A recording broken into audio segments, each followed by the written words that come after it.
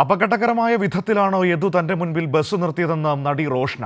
വാഹനം നിർത്തി എന്താടി എന്ന് ചോദിച്ചുകൊണ്ടാണ് തന്റെ നേരെ വന്നതെന്നും മറുപടി പറയാൻ കഴിയാത്ത വിധമായിരുന്നു യദുവിന്റെ പെരുമാറ്റമെന്നും റോഷ്ന കൈരളി ന്യൂസിനോട് പറഞ്ഞു. ഇദ്ദേഹം വളരെ നമ്മളെ തട്ടിയില്ല എന്ന് ഭയപ്പെടുത്തുന്ന രീതിയിലൊക്കെ വണ്ടി ഓടിച്ച് ഓവർടേക്ക് ചെയ്ത് കയറുകയാണ് ചെയ്തത്. അപ്പോഴാണ് എനിക്കും വാശിയായിട്ട് ഞാൻ ഇതുപോലെ അദ്ദേഹത്തിൻ്റെ ബാക്കിലേക്ക് ഞാൻ എത്തിയപ്പോൾ ഞാൻ ഒരു 2-3 ഹോൺ അടിക്കുകയുണ്ടായി. അപ്പോൾ തന്നെ പുള്ളി അത്രയും ട്രാഫിക് ഉള്ളതിൻ്റെ ഇടയിൽ ഈ പണി നടക്കുന്ന റോഡിൻ്റെ നടുവിൽ തന്നെ വണ്ടി നിർത്തുകയും ഇറങ്ങി വന്നിട്ട് എടി എന്നുള്ള എന്താടി എന്നും പറഞ്ഞിട്ട് തുടങ്ങി. എന്താടി ഷോ അങ്ങനെയാണ് തുടങ്ങുന്നത് തന്നെ, മനസ്സിലായ? അപ്പോൾ അതിൽ നിന്ന് തന്നെ പുള്ളിയുടെ ഒരു ബിഹേവിയർ നമുക്ക് ഭയങ്കരമായിട്ട് എനിക്കിപ്പോൾ ഒന്നും പറയാം. കാരണം ഞാൻ ഡ്രൈവ് ചെയ്തുകൊണ്ടിരിക്കുന്ന ആളാണ്. എനിക്ക് പെട്ടെന്ന് വീഡിയോ എടുക്കാൻ ഇവർ വണ്ടി നിർത്തുന്നു എന്ന് നമ്മൾ പ്രതീക്ഷിക്കുന്നില്ല.